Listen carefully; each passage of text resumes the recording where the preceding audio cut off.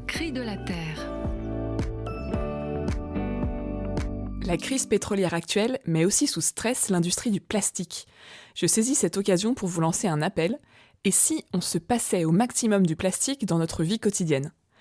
Moins de plastique, ça veut dire moins de pollution des eaux, moins de pollution des sols, et aussi moins d'impact négatif sur notre santé, puisqu'on a de plus en plus d'indices sur les effets indésirables des microplastiques qu'on ingère sur le fonctionnement du corps humain. Alors, voilà quelques pistes. Piste numéro 1, facile. Est-ce que vous achetez encore des bouteilles d'eau minérale ? Si oui, je vous propose de passer à l'eau du robinet, qui est dans la plupart des cas bonne pour la santé. On peut aussi acheter une gourde et l'emporter partout avec soi pour éviter d'acheter des petites bouteilles d'eau quand on est en déplacement. Piste numéro 2, quand vous faites vos courses, je vous propose d'expérimenter l'achat en vrac pour les aliments secs de type pâtes, riz, lentilles, etc. Ce sera autant de sachets en plastique évités.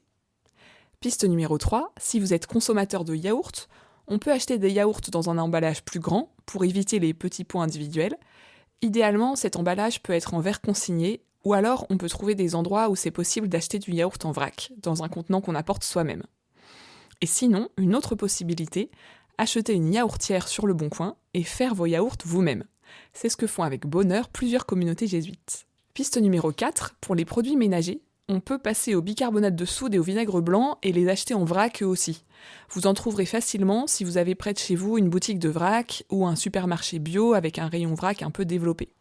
Ça permet de se débarrasser de tous ces produits d'entretien qui nous sont vendus à grand renfort de pub alors qu'ils sont nocifs pour la santé et les écosystèmes, et qui nous conduisent à acheter et jeter des quantités importantes de bouteilles en plastique.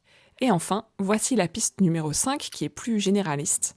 À chaque fois que vous vous apprêtez à acheter un objet en plastique, je vous propose de vous demander, est-ce que c'est possible de le trouver plutôt en bois, en métal, en verre ou dans un autre matériau qui préserve les écosystèmes ?